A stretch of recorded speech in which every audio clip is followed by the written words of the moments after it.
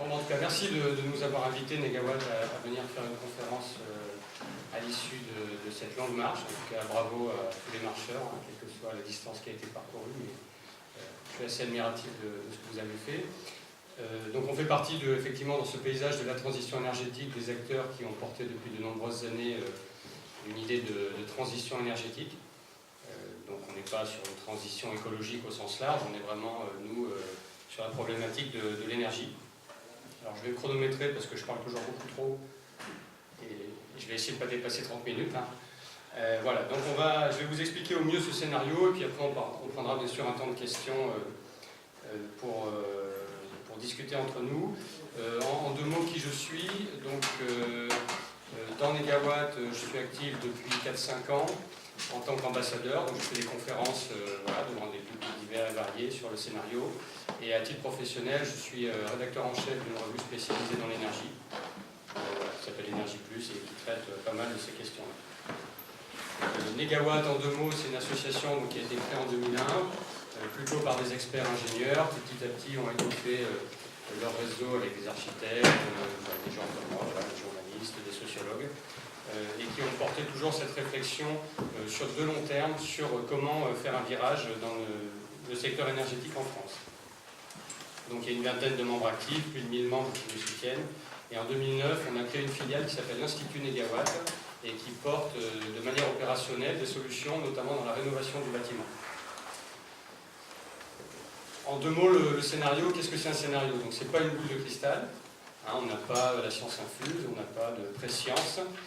L'idée c'est de trouver des solutions à des problèmes qu'on voit déjà aujourd'hui et qu'on essaye d'anticiper sur au moins 30-40 ans. Donc l'idée c'est de hiérarchiser ces solutions, elles n'ont pas toutes la même valeur, et vous verrez qu'on agit en ce qui nous concerne en priorité sur la demande plutôt que sur la création, la production d'énergie. On essaye d'être le plus réaliste possible au point de vue technologique, c'est-à-dire qu'on ne fait pas un doux rêve en se disant dans 15 ans on va trouver une solution magique, ça sera super, donc pas la peine de trop se creuser les neurones. Non, l'idée c'est de faire appel à des solutions qui sont aujourd'hui existantes, en tout cas presque matures, et bien sûr le développement soutenable qui est bien sûr notre pilier pour éviter de léguer des fardeaux et des dettes aux générations futures plutôt que des bienfaits et des rentes comme nous le mettons à la fin de cette petite diapo. Les trois piliers, alors vous en avez certainement déjà entendu parler de la démarche Negawatt et c'est ceux que je vais vous développer ensuite. Ce sont la sobriété, l'efficacité et les énergies renouvelables. Donc ce sont trois piliers vraiment incontournables. Là, pour le coup, le mot pilier a bien son sens. C'est-à-dire que si on enlève un des trois, la transition n'arrive pas à son but ou n'a plus de sens. Et on y reviendra, bien sûr. Donc la sobriété, c'est qu'on choisit nos besoins, on essaye d'identifier ceux qui sont les plus essentiels. L'efficacité, c'est de réduire une même quantité d'énergie, enfin plutôt la quantité d'énergie nécessaire pour un même service ou un besoin. Et puis, bien sûr, on n'utilise que les renouvelables dans le scénario Negawatt, d'où le titre de cette conférence, est-ce qu'on peut arriver à 100% d'énergie renouvelable? Donc je vais aborder cette conférence sous forme de 12 points clés. Certains je passerai un peu vite et d'autres moins, donc n'hésitez pas ensuite à garder vos questions pour plus tard. Alors pour démarrer, on va d'abord dire qu'on ne part pas du point zéro. Même si le scénario Negawatt il a été très construit en 2003, bien présenté en 2005, et ensuite on l'a réactualisé plusieurs fois, notamment en 2011 avant l'élection présidentielle de 2012, et là en 2017 au moment de l'élection présidentielle l'an dernier. Et bon, tout ça ne part pas de rien, des réflexions sur l'énergie il y en a depuis longtemps, des politiques de maîtrise de l'énergie il y en a depuis longtemps, de développement des énergies renouvelables il y en a aussi depuis longtemps, elles sont bien sûr pas à la hauteur, mais elles montrent qu'il y a déjà des choses de faites, et donc notamment en France, si on regarde cette petite courbe, je vais vous montrer beaucoup de courbes, hein. Si des fois vous êtes perdu, vous me faites signe, je passe parfois un peu trop vite. Donc ça c'est la consommation d'énergie finale en France, qui est exprimée dans une unité qui est le million de tonnes équivalent pétrole. Voilà, et on voit que depuis les années 70, cette consommation a augmenté à peu près jusqu'aux années 2000-2005, et on est arrivé à un plateau, et il y a un début d'inflexion qui se dessine depuis les années 2010, notamment avec un décrochage qu'on voit bien après, en 2010, avec la crise économique. Bon, évidemment, il faut prendre tout ça avec des pincettes. Dès qu'il y a un peu de redémarrage économique, bien sûr, cette consommation d'énergie a tendance à remonter. Mais bon, ça montre quand même, notamment c'est le plateau le plus intéressant presque, C'est-à-dire qu'on arrive à un moment donné où les premières politiques énergétiques ont commencé à porter leurs fruits. On peut dire à peu près la même chose, mais avec encore plus de prudence au niveau des émissions de gaz à effet de serre dans le monde. Alors évidemment, là, ce n'est pas une courbe très rassurante, ça c'est donc la courbe des émissions mondiales de CO2 en milliards de tonnes par an depuis 1990, alors que cette courbe est censée baisser, elle ne fait bien sûr qu'augmenter. Et on a eu un début de plateau, pareil, 2015-2016. Bon, là aussi, prudence, avec la reprise de la Chine l'an dernier, il y a 2 ans, ça a plutôt tendance à augmenter. Donc, voilà. En tout cas, pour dire qu'on ne part pas de zéro, il y a quand même déjà un début d'effort qui a été fait. Alors, ce point 2 va être un peu le plus long de ma présentation, puisque c'est quand même le socle du scénario négawatt. Si on veut penser la consommation d'énergie en France d'ici 2050, alors pourquoi on a pris 2050 ? Parce que c'est l'horizon de temps que se sont donné la plupart des grandes politiques mondiales pour réduire les émissions de gaz à effet de serre à un niveau convenable, je ne sais pas si c'est le bon terme, pour éviter un trop fort réchauffement climatique. Peut-être vous avez déjà eu des conférences sur le réchauffement climatique, je ne détaillerai pas, hein, bien sûr, mais si vous avez des questions, vous pouvez toujours m'en poser aussi à la fin, je connais un peu. Donc pour se projeter à cet horizon de temps-là, quand on réfléchit à la consommation d'énergie, avant de réfléchir à la production, donc renouvelable, nucléaire, ou pas, etc., il faut d'abord penser à notre consommation. Et on ne pourra rien faire, on n'arrivera à aucun résultat si on ne divise pas par 2 la consommation d'énergie finale. Alors ce n'est pas un postulat qu'on a mis a priori dans le scénario, c'est le résultat de tous les calculs qui ont été faits dans le scénario.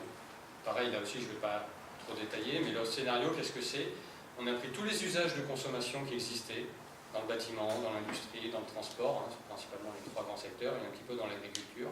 On les a regardés finement, un par un. Donc, par exemple, dans votre logement, combien de fois on fera tourner la machine à laver par semaine, etc., etc. Tous ces petites cases de consommation, on les a agrégés sur les 40 ans.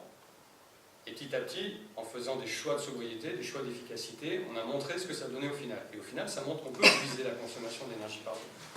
Donc ce n'est pas un postulat, c'est la conséquence du calcul. Alors comment on arrive à diviser par 2 la consommation d'énergie finale ? Alors là, je fais une toute petite parenthèse technique, si on veut. Donc on va souvent parler d'énergie finale, mais aussi parfois d'énergie primaire. Alors ce ne sont pas forcément des concepts que tout le monde connaît. Pour les expliquer très rapidement, vous voyez sur cette grande flèche à plusieurs étapes. Si on part de la fin, l'énergie utile, c'est ce que vous utilisez vous. C'est le fait de vous déplacer sur le vélo, à pied, mais parfois souvent en voiture. C'est le fait d'avoir la lumière, c'est le fait d'avoir le chauffage. Donc ça, c'est ce qui vous sert dans votre vie de tous les jours. Et franchement, c'est rare qu'on pense à autre chose, c'est ça qui nous intéresse. Mais cette énergie utile, elle vient d'une source proche de vous. Donc ça va être l'énergie finale, ça va être votre radiateur, le fait que le moteur tourne dans votre voiture. Et lui-même, cet outil, cet instrument, il utilise une source d'énergie qu'on va appeler l'énergie primaire. Donc soit l'usage est direct, comme l'essence dans votre moteur, soit il y a des vecteurs intermédiaires, où par exemple dans l'électricité, vous avez du transport, vous avez de la fabrication en amont. Donc tout ça, nous en tout cas dans notre logique d'ingénieur, c'est de penser cette chaîne entre énergie primaire et énergie finale. Je vous montrerai ensuite pourquoi c'est important. Parce que si on regarde la photo de la France aujourd'hui, la consommation d'énergie en France aujourd'hui, donc si je parle du même principe, énergie utile, énergie finale sur votre droite et énergie primaire à gauche, si on regarde que la partie droite, on voit que la consommation d'énergie en France, toute énergie confondue, attention de ne pas mélanger énergie et électricité. L'électricité n'est qu'une petite part, une part de notre consommation d'énergie. On voit que les 3 gros postes de consommation d'énergie, ce sont la chaleur d'abord en priorité, c'est la moitié de notre énergie en France. Ensuite la mobilité, et ensuite l'électricité spécifique. Ce qu'on appelle l'électricité spécifique, c'est tout ce que vous ne pouvez pas remplacer par autre chose que de l'électricité. Bon, à part un dîner romantique aux chandelles, la plupart du temps, vous utilisez quand même des ampoules. Voilà, donc c'est rare qu'on fasse autre chose que de l'électricité pour la lumière maintenant. Voilà, donc ça c'est important de le dire parce que ça montre que l'électricité n'est pas forcément le débat numéro 1. C'est la chaleur le débat numéro 1 si on veut maîtriser la consommation d'énergie. Alors évidemment, quand on remonte la chaîne sur les sources de production, complètement à gauche, on voit qu'on a affaire à 2 gros postes de sources primaires qui sont les énergies fossiles d'une part, le pétrole, un peu moins le charbon et le gaz, qui alimentent surtout les véhicules et la chaleur. Et puis on a ce fameux nucléaire, qui compte pour 42% des sources primaires, qui lui va quasiment faire bien sûr que l'électricité. Alors évidemment, on peut parler longtemps de ce diagramme, je ne vais pas trop m'éterniser, parce que le temps passe vite, mais vous remarquerez quand même que les flèches grises qu'on fait partir vers le ciel, c'est l'énergie perdue.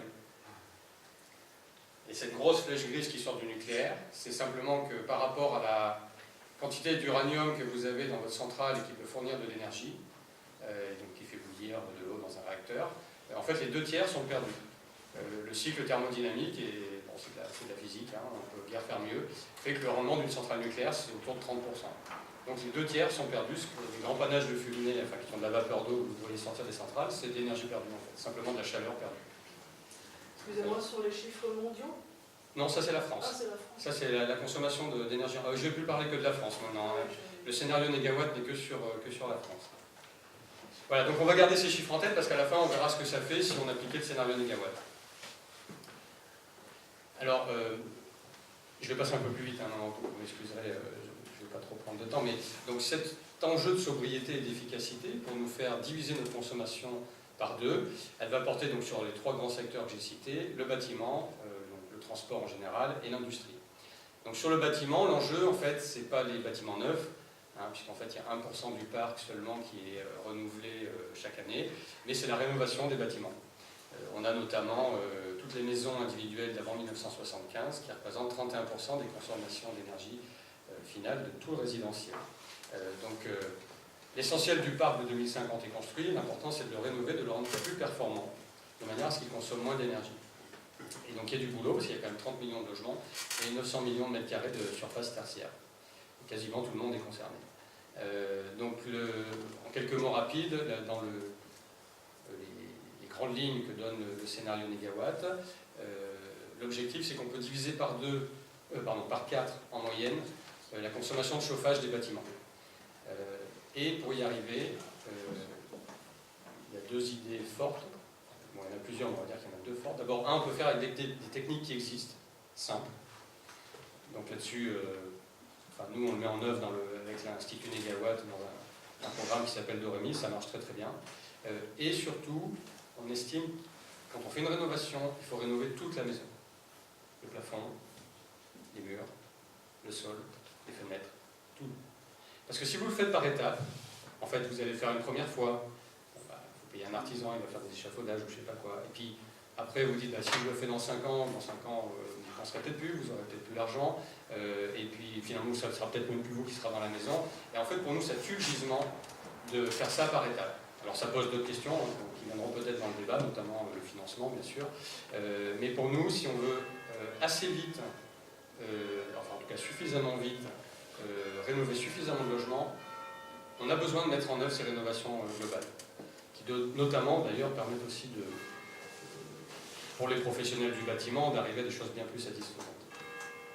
Dans la mobilité, on a aussi beaucoup de sobriété. Donc l'idée c'est qu'on réduise un peu les distances parcourues par kilomètre, par an et par habitant. Alors un petit peu dans la voiture, pas mis le chiffre, mais autour de 15-20%, donc c'est pas une réduction énorme. Par contre, on réduit énormément le transport aérien qui fait plus de 800 km de trajet. Donc grosso modo, on revient à un niveau de voyage en avion qui était celui d'il y a 20-25 ans. Les gens voyageaient aussi il y a 20-25 ans. Hein. L'idée, c'est pas de plus voyager, c'est pas de contraindre les transports, mais en faisant un peu moins, on montre qu'on peut quand même arriver à des résultats très satisfaisants. Il y a d'autres hypothèses, comme le fait qu'on remplisse un peu mieux les voitures, donc avec notamment tout ce qui va être l'autopartage, le covoiturage, des choses comme ça. On baisse la vitesse sur la route et sur l'autoroute, donc 80 km/h c'est plutôt une bonne nouvelle, ça faisait partie du scénario négawatt. Et puis bien sûr beaucoup de reports, donc ce qu'on appelle le report modal de la voiture vers les transports en commun, le vélo ou la marche à pied. Bien sûr notamment en zone urbaine. À côté de cette sobriété, il y a l'efficacité des véhicules. On estime qu'ils peuvent baisser leur consommation de 58%. Donc le scénario démarrait en 2015, donc jusqu'à 2050, ça faisait plus de 40 ans. Parce qu'il y aura des progrès technologiques, ça là-dessus, les constructeurs nous le confirment. Et puis bien sûr, les véhicules qui resteront, il est hors de question de continuer à les faire rouler avec du pétrole. Donc on a 2 alternatives sérieuses, et surtout opérationnelles aujourd'hui, petit à petit, mais quand même. Les véhicules électriques, plutôt dans les zones urbaines, donc moyenne distance, courte distance. notamment parce qu'il y a aussi un vrai impératif de qualité de l'air en ville. Et puis pour les véhicules, pour les distances un peu plus grandes, avoir recours aux véhicules gaz. Donc des véhicules qui fonctionnent au gaz. Alors en France, il n'y en a quasiment pas, mais en Italie, il y a déjà 1 million de véhicules comme ça. Hein. La technique existe, c'est super facile.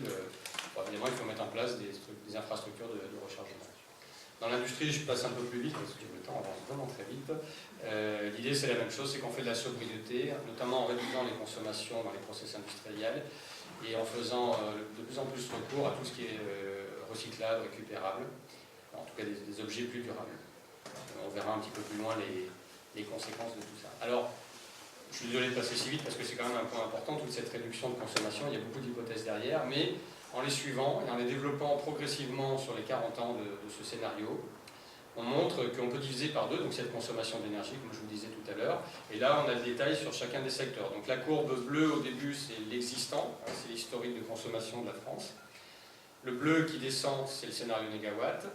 Le rouge qui continue en haut c'est un scénario tendanciel qu'on a mis en place, qui est un peu grosso modo si on faisait rien pendant 40 ans. Ou en tout cas si on faisait comme aujourd'hui. Et donc dans chacun de ces secteurs, donc vous voyez des réductions de 56, 60 et 46% respectivement, dans le bâtiment, le transport et l'industrie. Et on voit en orange un peu foncé la part de la sobriété qui permet de faire cette réduction, et en jaune un peu plus pâle la partie d'efficacité.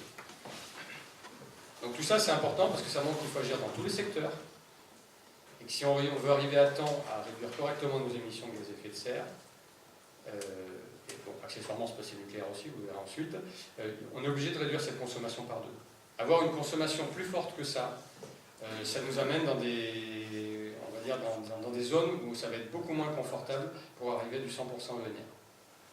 En tout cas, au regard de tout ce qu'on a calculé. Donc là, la conséquence, c'est que si on réduit par 2, là, on va pouvoir arriver à du 100% ENR. Aujourd'hui, enfin, bon, faut être honnête, si on reste au niveau de consommation d'aujourd'hui, c'est pas possible. C'est pas possible parce qu'on aurait besoin de beaucoup trop de ressources, enfin, notamment, vous verrez, en biomasse et sur les ENR électriques. Alors, les 3 courbes que vous avez vues tout à l'heure, les courbes bleues, là, on les retrouve ici, dans les 3 secteurs que je vous ai montrés. Et on voit en dessous, donc la part de production, donc en vert, ce qui est renouvelable, et en noir, ce qui est le cumul du fossile, le pétrole, le charbon-gaz, et du fissile nucléaire. Et donc on voit que le chemin qu'on montre dans le scénario, donc pareil, en recalculant chaque année, petit à petit un développement des renouvelables, petit à petit une baisse du pétrole, petit à petit une baisse du nucléaire, on montre le chemin qui est possible, au fur et à mesure les uns remplacent les autres. Donc on voit les courbes sur les 3 secteurs qui sont concernés. On voit que sur le transport, ça met plus longtemps à se mettre en place parce que c'est plus long de remplacer le parc de véhicules. Dans l'industrie, ça peut se faire relativement rapidement. Alors de quelles énergies renouvelables on aura besoin pour arriver à ce 100% ENR? L'énergie renouvelable numéro 1, ce seront les bioénergies.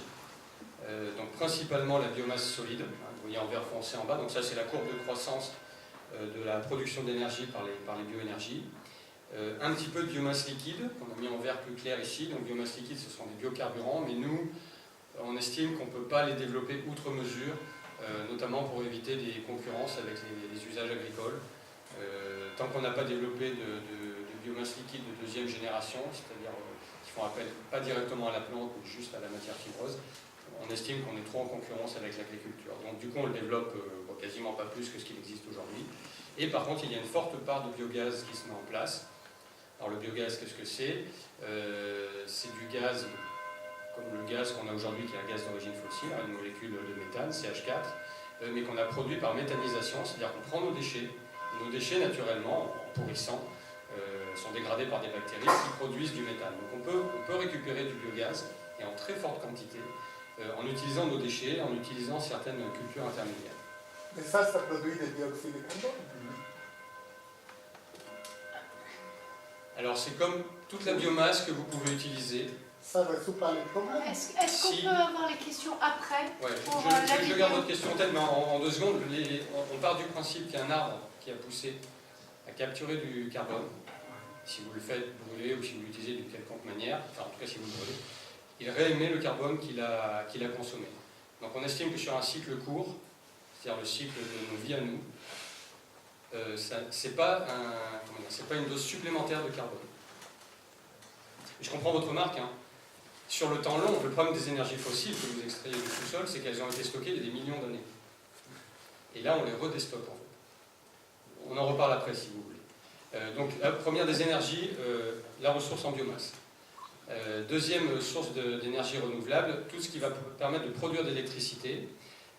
Alors là, pareil, on voit au début la production des énergies renouvelables électriques ces années-là, 2000, 2010 et quasiment jusqu'à 2015. Et puis après, c'est ce que les scénarios supposent comme développement.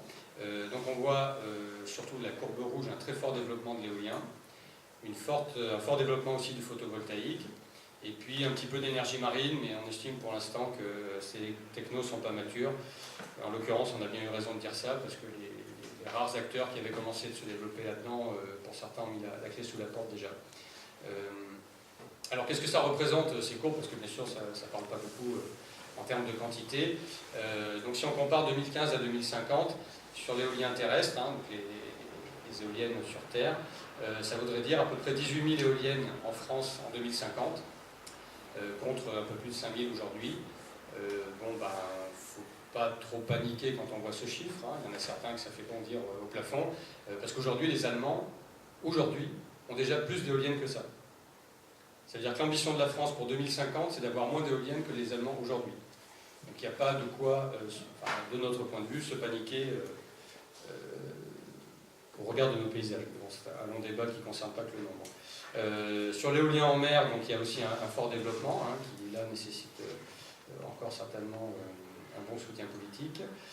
Sur le photovoltaïque, on arrive à une puissance par habitant en moyenne de presque 2 kW crête. Ça représente quelques panneaux sur la toiture. Alors évidemment, tout le monde n'a pas de toiture, donc ça veut dire qu'il y a du collectif, il y a de l'individuel. Mais bon, ça reste à notre sens atteignable, raisonnable. Par contre, ça fait quand même beaucoup de solaire un peu partout. Donc il faut l'accueillir. Et sachant qu'on a de la surface, hein, on a de la surface pour le faire en France. Je continue d'accélérer, hein. Désolé, si vous avez des questions, on redétaillera. Bon, là, je ne vais pas trop commenter, c'est toutes les courbes de toutes les énergies renouvelables de 2000 à 2050. On retrouve surtout la biomasse tout en haut, hein, donc énergie renouvelable numéro 1. L'éolien que vous retrouvez en rouge qui arrive à la numéro 2, quasiment à la même hauteur en termes de quantité d'énergie produite que la biomasse solide. Et à égalité, troisième et quatrième place, on trouve le biogaz et le photovoltaïque. Alors le nucléaire qui nous a tant intéressé pendant la marche, qu'est-ce qu'il devient? Bon, là pour le coup, c'était un a priori de notre part dans la construction du scénario négawatt, c'était de montrer qu'on pouvait s'en passer. Et donc, bon, je suppose que vous avez plein de conférences dessus, donc je ne vais pas détailler, un parc qui a vieilli, des centrales qui arrivent toutes progressivement à 40 ans, un effet, ce qu'on appelle nous un effet falaise d'investissement, si le parc devait être rénové entièrement à la hauteur des enjeux de sûreté, de sécurité qui sont ceux de cette source d'énergie. Voilà, donc on estime que non seulement c'est trop potentiellement dangereux, et c'est financièrement quasiment un suicide, en tout cas pour EDF. Donc on montre qu'en fait, en respectant à peu près la règle des 40 ans, on peut fermer toutes les centrales au fur et à mesure, progressivement, au fur et à mesure que les énergies renouvelables prennent la place. Et donc si on avait appliqué le scénario négawatt à la lettre à partir de 2017, on aurait pu fermer le dernier acteur en 2035. Donc vous voyez bien que les errements politiques, voilà, tout ce que vous avez souligné tout à l'heure, une sorte d'appareil d'État qui n'arrive pas, par idéologie, à se dire qu'on peut se passer de nucléaire, bon, bah, à chaque fois ça repousse, malheureusement, ça repousse l'échéance. Mais en tout cas, physiquement parlant, techniquement parlant, le réseau d'électricité peut vivre sans ce parc nucléaire. Bien souvent, des personnes assez mal intentionnées nous disent ah oui, mais votre truc avec les renouvelables, c'est pas possible, c'est trop aléatoire, il va y avoir des coupures d'électricité, etc. Nous, on a montré ce scénario qui est construit donc, heure par heure. Donc la production d'électricité a été simulée dans le scénario négawatt, heure par heure, de 2015 jusqu'à 2050. Bon, je n'ai pas fait le calcul de nombre d'heures, c'est pas très compliqué. Et on l'a confronté avec le gestionnaire du réseau d'électricité, hein, RTE, qui l'a fait tourner dans ses modèles à lui. et qui a pu montrer qu'il y avait 0 coupure sur les 40 ans. Donc ce n'est pas des calculs de point de table, vous voyez, on a quand même fait des choses très sérieuses. Alors je vais accélérer, même si j'en suis qu'au point 4 de 12 points, parce que là j'ai dit l'essentiel, la réduction de la consommation et le développement des ENR. Donc grâce à ça, la France peut devenir neutre en carbone en 2050, ce qui est quand même l'objectif majeur, si on s'inquiète un peu du changement climatique, et qui a été mis comme un objectif aujourd'hui, en tout cas dans la bouche de notre ministre Nicolas Hulot. Donc ça, c'est le calcul des émissions de gaz à effet de serre. Si on applique le scénario négawatt, alors dans les versions d'avant, on calculait que le CO2, là on a rajouté le calcul du méthane, CH4, et des oxydes d'azote, N2O, plus quelques autres gaz qui comptent. Et on montre que la réduction est surtout portée par la réduction du CO2, hein, donc la partie grise de la courbe, puisque dès lors qu'on arrête d'utiliser du pétrole dans les voitures, eh ben, on a réglé quasiment tout le problème. Alors vous remarquerez qu'on n'arrive bien sûr pas à zéro, alors pour deux raisons. D'abord, il reste un petit peu de pétrole dans l'industrie, pour des usages qu'on n'arrive pas à remplacer par autre chose. Et réduire les émissions de CH4 et d'oxyde d'azote, c'est beaucoup plus difficile, notamment le méthane, parce qu'il y a une forte production par agriculture. Et même, si je vous l'expliquerai après, on change un peu de modèle agricole, on n'arrive pas à réduire toutes les émissions de CH4. Mais je vous montrerai plus tard que ce niveau d'émission, donc qui est quand même une division presque par 6 de nos émissions de gaz à effet de serre, pour un pays qui est déjà faiblement émetteur, hein, la France, c'est quand même un super résultat. Et surtout, ça nous amène à cette fameuse neutralité que je vous remontrerai après. Alors, un point important aussi à ne pas oublier, je vous ai parlé de cette intermittence des énergies renouvelables qui est réelle. Bien sûr, il y a l'éolien quand il y a du vent et du photovoltaïque quand il y a du soleil. Peut être contourné alors, par deux aspects. D'abord, sur le territoire, il n'y a pas du vent partout au même moment et en même temps. Et le soleil a l'avantage de briller, pas la nuit, mais toute la journée. Et donc, si on n'oriente pas les panneaux tous vers le sud, si on en met certains vers est-ouest, on va capter plus de soleil. Bon, ça, c'est une réponse, je ne la détaille pas, mais il y a surtout une réponse plus primordiale, qui est de compléter les deux vecteurs que sont l'électricité et le gaz. Alors, pourquoi et comment Pourquoi Parce que l'été, si on met beaucoup de photovoltaïque, on va avoir beaucoup d'électricité. On va avoir un excédent de mémoire qui, chaque année, se chiffrera à 150 TWh, c'est un gros chiffre, et c'est dommage de le perdre. Par contre, l'hiver, on aura besoin de cette ressource énergétique pour un peu chauffer encore, certainement les bâtiments, même s'ils sont plus performants, ou pour faire rouler nos véhicules. Je vous rappelle, les véhicules roulent au gaz dans le scénario négawatt. Et ce gaz, il n'est plus d'origine fossile. Bien sûr, il est hors de question de réutiliser des énergies fossiles.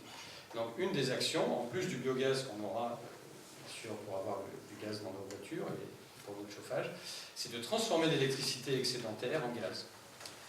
Donc pour ça, c'est ce qu'on appelle en anglais le power to gas. En français, on appelle ça méthanation. Donc à ne pas confondre avec méthanisation, dont je vous ai parlé tout à l'heure, qui est de transformer les déchets en biogaz. Et la méthanation, ce qu'on va faire dans la méthanation, c'est qu'on va prendre l'électricité qu'on a en trop. Voilà, c'est un peu barbare, mais je vous l'explique à l'oral, ce sera plus simple. Cette électricité, on va faire d'électrolyse de l'eau, une réaction chimique assez basique et connue. Donc l'eau, en fait, est traverser l'électricité, et la molécule se sépare. D'un côté, on a de l'hydrogène, et de l'autre côté, on a de l'oxygène. L'oxygène, on peut le rejeter. On prend cet hydrogène, et on va le recoupler avec du CO2, qu'on aura capté ailleurs, pour refaire une molécule de méthane, CH4. C'est ça qu'on appelle la méthanation. Et cette molécule de méthane, CH4, il suffit de la réinjecter dans les réseaux de gaz, qui, eux, ont l'avantage d'exister, et qui possèdent de très grandes capacités de stockage. Donc en fait, cet excédent d'électricité l'été, on va le transformer en quantité de gaz qu'on va stocker pour l'hiver. Donc ça, c'est une technologie, nouvelle, sur le principe, elle est connue depuis plus de 100 ans. Elle n'a jamais été appliquée parce qu'il n'y a pas des rendements extraordinaires. Alors évidemment, ça nous chagrine un peu parce qu'on aime plutôt les choses efficaces. Mais les Allemands, qui ont déjà ce problème de gestion des surcapacités d'électricité, ont commencé de faire déjà peut-être au moins une vingtaine de démonstrateurs. Nous, en France, on est en train d'en construire 2 ou 3. Voilà. Et en fait, les technologies, en fait, on n'en a pas besoin maintenant. On en aura besoin dans 20 ans de ça, quand il y aura beaucoup plus d'énergie renouvelable électrique. Donc on a le temps de développer la technologie. Et moi, j'en ai visité une en Allemagne qui est assez grosse, et j'étais assez surpris des rendements qu'affichait le constructeur. Donc on pense que c'est quelque chose qui va être mature d'ici 10-15 ans, on espère économiquement plus performant. Enfin, pour l'instant, forcément, ça coûte cher parce que c'est une innovation. Et surtout, ça sera un maillon, j'ose dire un maillon fort, pas un maillon faible, de cette transition pour passer ce transfert de l'été vers l'hiver. Je passe un peu plus vite, mais le scénario négawatt est vraiment très large, donc bâtiment, transport, industrie, mais également agriculture. Alors pour ce faire, il s'appuie sur un autre scénario qui s'appelle After 2050, qui a été développé par un bureau d'études qui s'appelle Solagro, qui hiérarchise lui aussi les usages de l'agriculture, enfin des produits agricoles, tous les produits naturels en fait en général, pour l'alimentation en premier, pour les matériaux en second, et ensuite seulement pour la production d'énergie. Donc il ne s'agit pas d'aller abattre des forêts pour récupérer du bois, il faut gérer ça de manière intelligente et dynamique. Donc bon, ce scénario, vous pouvez le trouver sur Internet, je ne le détaille pas, il fait appel à des nouvelles pratiques culturales, plus d'usage du bois, notamment pour planter des arbres dans les champs et les prés. Enfin, voilà, bon, je ne suis pas le meilleur connaisseur, donc je ne vous le détaille pas. Un point intéressant, par exemple, c'est sur la récupération du bois. Hein. Comme je dis, il ne s'agit pas de faire une pratique intensive en coupant les forêts, il s'agit de mieux faire de la sylviculture.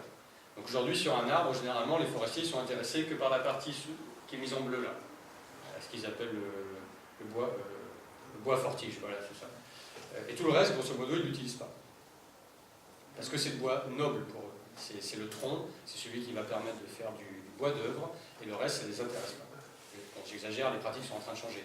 Mais ce qu'on montre, c'est que si on utilise mieux le bois fort branche, qui sont les plus hautes grosses branches, et le menu bois, qui sont les toutes petites, les petits restes, on peut récupérer beaucoup de ressources énergétiques. Et donc ce qui fait, si je schématise un peu, les grosses flèches marron, c'est le bois d'œuvre et le bois d'industrie que les forestiers utilisent déjà, qui peuvent être utilisés. Et puis au fur et à mesure, dans le violet, on récupère du bois énergie. Donc un petit peu au début, puis un petit peu dans les différents process de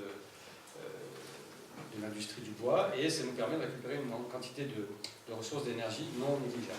Vous verrez que la partie matériaux bois est très importante, puisqu'elle va nous servir notamment dans la rénovation du bâtiment et dans la construction neuve.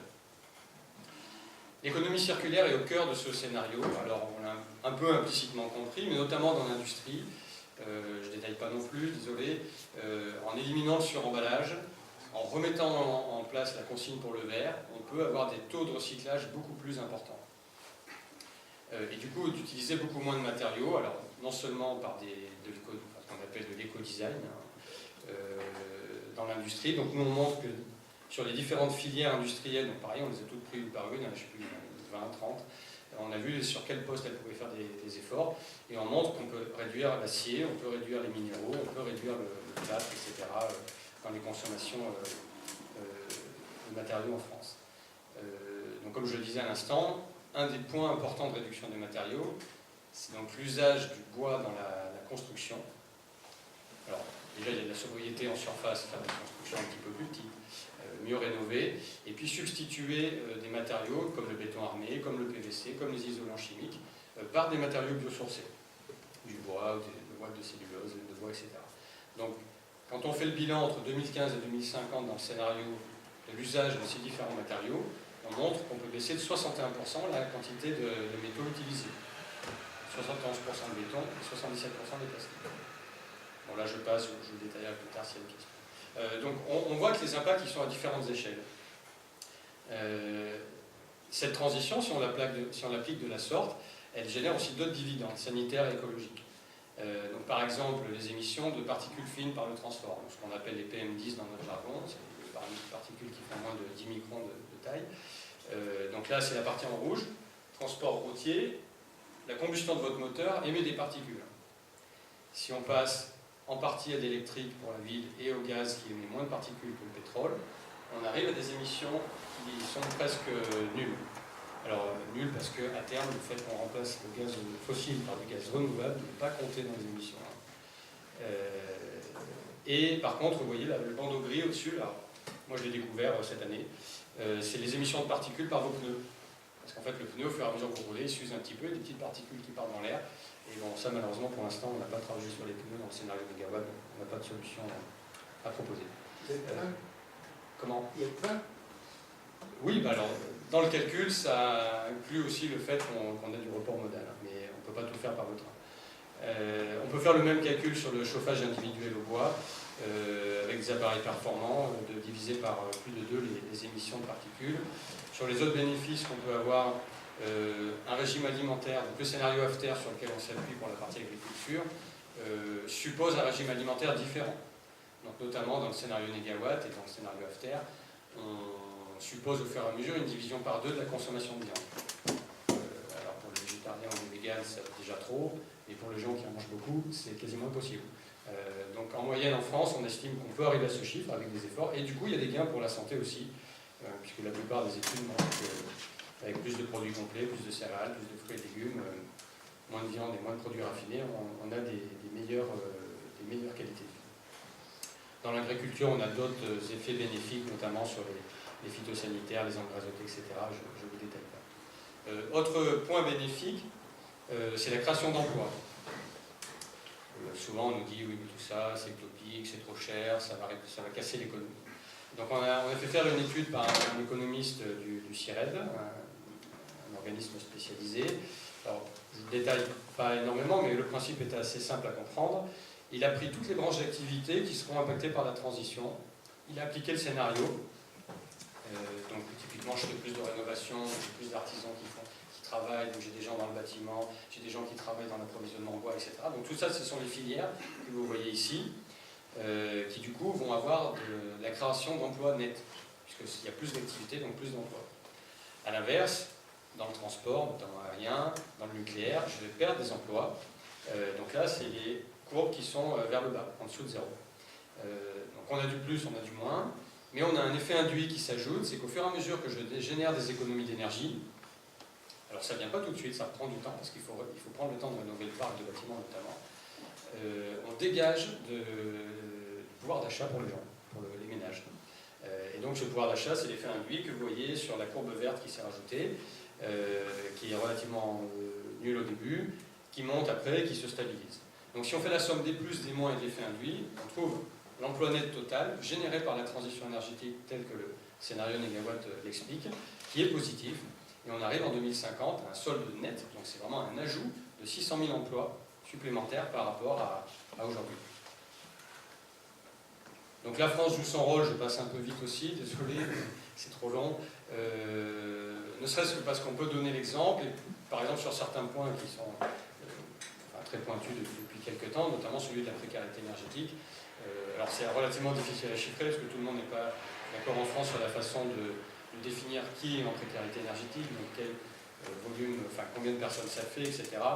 Mais en tout cas, on montre nous que les solutions d'aujourd'hui sont relativement pas très bonnes, et si on fait vraiment un vrai plan de rénovation des bâtiments, et on peut d'ailleurs l'axer en priorité sur les gens en situation de précarité, on fait sortir quasiment la totalité des gens, des ménages concernés de cette précarité.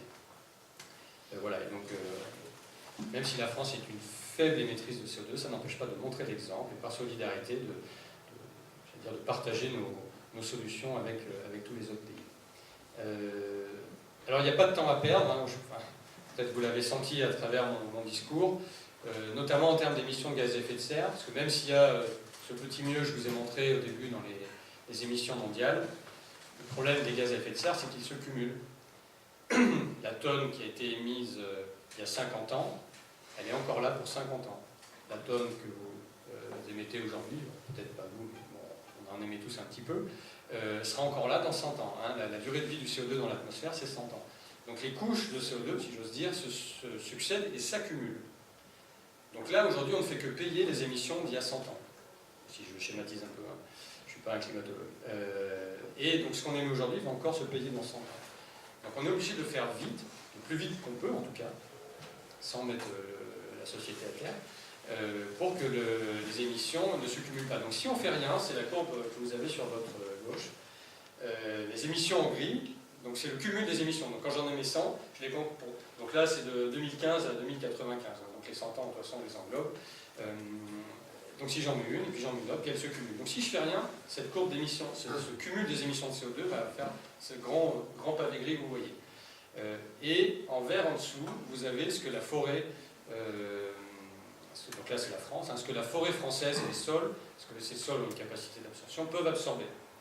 Mais si vous faites le grand gris moins le petit vert, vous avez la courbe rouge et vous voyez qu'on est encore sur des émissions nettes très très importantes. Si on applique le scénario négawatt, la courbe de droite, donc le cumul est beaucoup moins important. Vous voyez, la courbe grise est moins forte, parce qu'à force de diminuer, il y a moins de cumulation. Et par contre, le parc de la forêt française, enfin, le potentiel d'absorption au niveau national, lui, ne change guère. Donc on arrive à la courbe bleue. Donc on n'est pas tout à fait à du zéro. On arrive à un cumul, enfin c'est le cumul. On arrive à zéro sur l'annuel, mais pas en cumul sur les 100 ans, si je fais tout ça. Et donc on montre que... alors c'était difficile à calculer, je ne sais pas trop comment vous l'expliquer. Pour essayer de faire le lien avec les travaux du GIEC, donc les climatologues au niveau mondial qui calculent tout ça, on a fait l'hypothèse que le monde entier appliquerait le scénario négawatt. Pour calculer, c'est un peu utopique, mais bon, on a le droit de rêver. Mais en tout cas, c'était très éclairant. C'est-à-dire que si on appliquait le scénario négawatt à l'échelle mondiale, ça nous permet de calculer ce cumul d'émissions de CO2. Donc ça permet de le comparer à ce que les climatologues du GIEC ont donné comme une sorte de bourse, enfin de quantité à ne pas dépasser pour ne pas aller à un réchauffement climatique trop fort. Et en fait, on montre qu'on y arrive. Alors c'est rassurant parce que ça montre, de notre point de vue, ça montre que c'est la bonne solution. Pas très rassurant dans le sens où déjà qu'on a du mal à l'appliquer en France, on ne sait pas encore comment on peut appliquer le scénario négawatt au monde entier. Mais en tout cas, ça montre qu'on est sur la bonne voie. Voilà, et pour conclure, car j'ai été beaucoup trop largement ce scénario, donc, il nous donne le tempo. Alors malheureusement, nous on le dit depuis 10 ans, il aurait fallu commencer plus fort il y a 10 ans. On peut dire que c'est pas l'idéal aujourd'hui, loin de là. On n'est pas non plus tout à fait à la ramasse, dans le sens où nos messages ont été progressivement entendus, et notamment dans la dernière loi de transition énergétique. Ce que nous, on a pris comme des conséquences, ce que je vous ai dit, diviser par 2 la consommation d'énergie finale, a été mis comme un objectif dans la loi de transition énergétique. Alors bon, on peut toujours le dire, c'est un objectif, maintenant il faut mettre les moyens en œuvre pour y arriver, mais ça montre que les mentalités évoluent. Et donc si on veut faire une photo de cette transition en 2050. Donc ça, c'est le schéma que je vous ai montré tout à l'heure, un petit peu différent, mais c'est le même.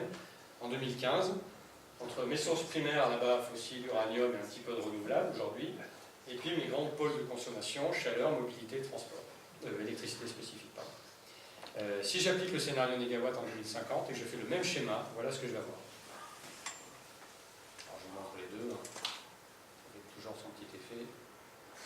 Donc qu'est-ce qu'on voit? On voit ce que je vous ai dit. Si vous regardez à droite, j'ai diminué les postes de consommation. Plus de moitié moins pour la chaleur, presque moitié moins pour la mobilité.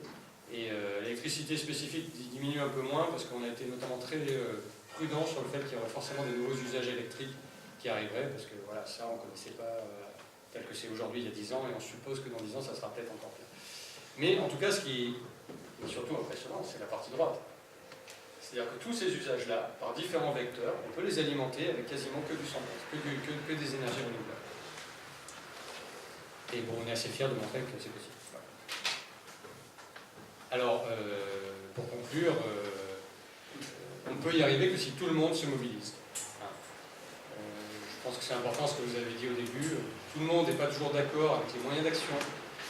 Il y en a qui voudraient faire plus vite, plus fort. Il y en a qui ont peur de la transition, il ne faut pas le négliger. Les gens pour qui c'est compliqué, voire même c'est pas pensable pour certains. Donc voilà, on a besoin de mobiliser les citoyens, avec des actions comme vous avez fait là. On doit mobiliser les collectivités, parce qu'elles ont des pouvoirs d'action au niveau local pour décentraliser les politiques énergétiques, et notamment le développement des ENR. Les collectivités sont le bon maillot. On peut mobiliser les entreprises, elles sont pour certaines de plus en plus sensibles, de toute façon on ne pourra pas faire sans elles, notamment pour qu'elles conçoivent des produits plus durables. Et puis on a des différents échelons du politique, et là où joue aussi beaucoup le réglementaire, c'est très important, voilà, qui sont l'État, nos entités nationales, et puis bien sûr au niveau européen, où il y a beaucoup de directives qui influent nos façons de faire. Si vous avez envie d'aller plus loin, il y a 2 sites internet qui peuvent vous renseigner. Donc le site de Négawatt, où vous retrouverez le descriptif du scénario. 2 bouquins, J'ai vu, il y en avait d'ailleurs quelques exemplaires à montrer. Et puis un site qui s'appelle Décrypter l'énergie, qu'on essaie d'alimenter assez régulièrement, qui prend des idées qui ont tendance à courir dans la société, parfois par des lobbies qui ne sont pas forcément pro-transition, et on essaye de décrypter ces infos parfois pour remettre un petit peu les pendules à l'heure. Si vous voulez nous soutenir par le site internet, vous pouvez le faire, il n'y a pas de souci. Donc, voilà, et on espère que vous continuerez à nous suivre et que vous avez compris ce scénario et le futur qui nous permet de dessiner. Merci à vous.